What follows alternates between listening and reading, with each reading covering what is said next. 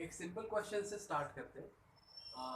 ये question online exam में भी आ सकता है, थियरी में भी आ सकता है। Okay, question is find centre of following T section. ये टी सेक्शन है 80/20 एंड 80/20। इसका हमें सेंटर फाइंड करना है। अब आप कहोगे टी सेक्शन ही क्यों? बिकॉज टी सेक्शन ये क्रॉस सेक्शन होता है इस टाइप के बीम में। ये आपको इमेजिन हो जाएगा। ऐसा बीम है, उसका हमें सेंटर फाइंड करना है। ओके, तो टी सेक्शन का हमें फॉर्मूला पता है क्या? टी सेक्शन का फॉर्मूला हमें पता नहीं, but T section is made up of to rectangles. तो हमें पता है कि T section is made up of to rectangles. तो पहले हम क्या करेंगे कि टी सेक्शन को पहले ओरिजिन सिलेक्ट करेंगे। ओरिजिन कहाँ पे होता है? लेफ्ट साइड बॉटम वाला, यहाँ। देन इसके हम अलग अलग पार्ट्स करेंगे। 80/20 का फर्स्ट रेक्टेंगल एंड 20/80 का सेकेंड रेक्टेंगल। इसका सेंटर यहाँ पे आएगा, इसका सेंटर यहाँ पर आएगा, लेकिन दोनों के लिए ओरिजिन सेम ही रहेगा। तो ओरिजिन से कितने डिस्टेंस पर ये रेक्टेंगल है? फर्स्ट रेक्टेंगल ओरिजिन से कितने डिस्टेंस पर? तो दैट इज गिवन 80। एंड ये जो सेकेंड रेक्टेंगल है वो ओरिजिन से कितने राइट साइड पर? ये डिस्टेंस। अब ये आप कैलकुलेट कैसे करोगे? 80 माइनस 20 करो। 80 माइनस 20 60 डिवाइडेड बाई 2, तो ये आएगा 30 30 20 एंड 30 एडिशन कितना हो? 80। सो ये 30 डिस्टेंस पर है, इसलिए मैं यहाँ पर लिखता हूँ 30। ओके, अब इसका एरिया 80 इंटू 20, इसका भी एरिया सेम। एंड हम क्या कर रहे हैं? पार्ट्स का एक्स वाई फाइंड कर रहे हैं।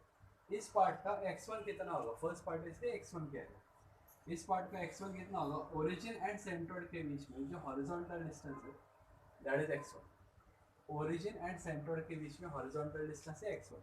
अगर ये 80 है तो x1 आपको पता है कितना होगा? 40, हाफ।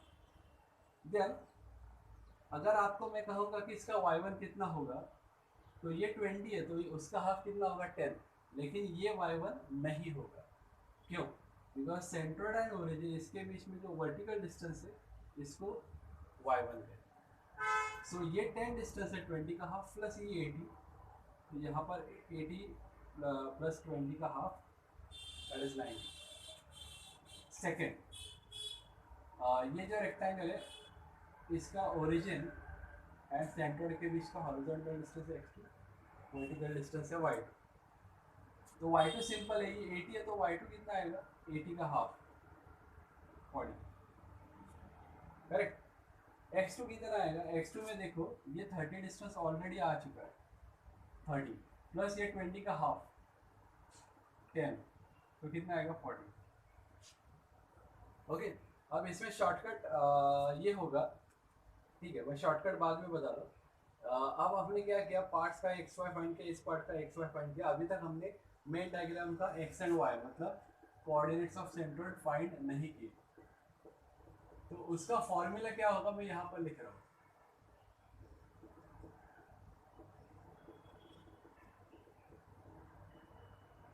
लेकिन यह यहाँ पर मैंने कोई साइंस नहीं दी है अभी तक। साइंस क्यों नहीं दिए?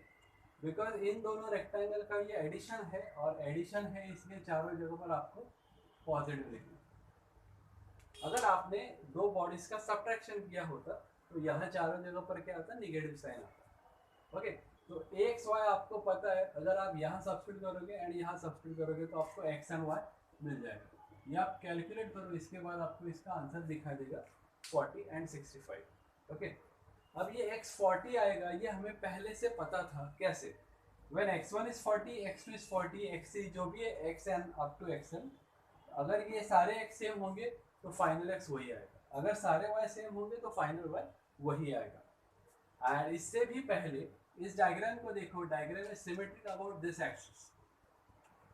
ओके, ये 80 का परफेक्ट हाफ है, 80 का हाफ कितना आएगा? 40, x कितना है? 40। सो इस तरह से हम कोई भी क्वेश्चन सॉल्व कर सकते हैं। ओके, ये बेसिक क्वेश्चन है जिससे आपको कंसेप्ट समझ में आ जाएगा। ठीक है, और एक क्वेश्चन देखते हैं जिससे आपके कंसेप्ट्स और क्लियर होंगे। ये क्वेश्चन अगेन बुक में सॉल्व है, ये सारे फॉर्मूला जो हमने देखे उनका प्रैक्टिस, ये सब कुछ सॉल्व है हमारे बुक में। Okay,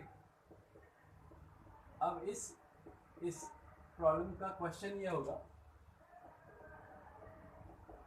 find centre of shaded area. अब एरिया यहाँ पर लिखा है, इसका मतलब ये टाइप 1 का क्वेश्चन है, टाइप 2 जब स्टार्ट करेंगे तो देखते। ओके, एंड इसके डायमेंशंस 20, 20 एंड 20, और ये 30, 30 एंड 30। तो ये जो शेडेड एरिया है उसका सेंटर फाइंड करना है। उसका सेंटर कैसे फाइंड कर सकते, तो ये शेडेड एरिया कहाँ से मिलेगा, कौन से बेसिक शेप के एडिशन या सब्ट्रैक्शन से हमें ये शेडेड एरिया मिलेगा। ट्राइंगल है, उससे आप माइनस करोगे रेक्टेंगल, तो आपको ये शेडेड एरिया मिल जाएगा। ये ट्राइंगल है 60 बेस एंड 90 हाइट, इसका सेंटर यहाँ पर आता है, आपको फॉर्मूले पता है, this is x1 and this is y1। तो एरिया ट्राइंगल का क्या आता है, 1/2 90 into 60 x1। अब ये 60 है तो उसका x1 आएगा हाफ 60/2, और y1 ये स्मॉल डिस्टेंस है, स्मॉल डिस्टेंस आपको पता है h/3 होता है, मैं यहाँ पर लिख रहा हूँ 90/3। देन इस रेक्टेंगल का सेंटर यहाँ पर आता है, और ये रेक्टेंगल है 20/30 का, ये 30 हाइट है और 20 बेस ब्रेड्थ है इसका, और ये कितने हाइट पर है, 30 हाइट पर है। लेकिन ये यहाँ से कितने डिस्टेंस पर है, ये डिस्टेंस कितना है, ये कैसे कैलकुलेट करेंगे, टोटल 60 है। ओके, यहाँ तो दिया ही है ना, 20 तो दिया ही है। अब हमें x एंड y फाइंड करिए, ये ओरिजिन और ये सेंटर, इसके बीच में आएगा x2 एंड y2। ओके, इसका एरिया आएगा 20 into 30, रेक्टेंगल है, x2 ये 20 है प्लस ये 20 का हाफ, देखो ये 20 है तो ये 20 का हाफ प्लस ये 20, एंड y2 ये 30 है प्लस 30 का हाफ। ओके, इस तरह से आपने एक्स वाई फाइंड कर लिया, लेकिन मेन डायग्राम का एक्स एंड वाई फाइंड नहीं किया है, तो वो कैसे फाइंड करेंगे, a1 x1 लास्ट प्रॉब्लम में जो फॉर्मूला यूज किया था और इसमें चेंज क्या होने वाला है, आप गेस कर सकते हो तब तक। इस रेक्टेंगल से ये, इस ट्रायंगल से ये रेक्टेंगल माइनस किया है, माइनस किया तो चारों जगहों पर क्या आएगा, माइनस है। ओके, अगर 3 रेक्टेंगल्स का एडिशन होता तो फॉर्मूला बनता a1 x1 plus a2 x2 plus a3 x2 divided by a1 plus a2 plus a3, वैसे ही y का फॉर्मूला बना। ओके, इन दो प्रॉब्लम से आपके बेसिक कंसेप्ट क्लियर हो जाएंगे, और दो प्रॉब्लम्स हम देखेंगे थियरी पॉइंट ऑफ। ओके।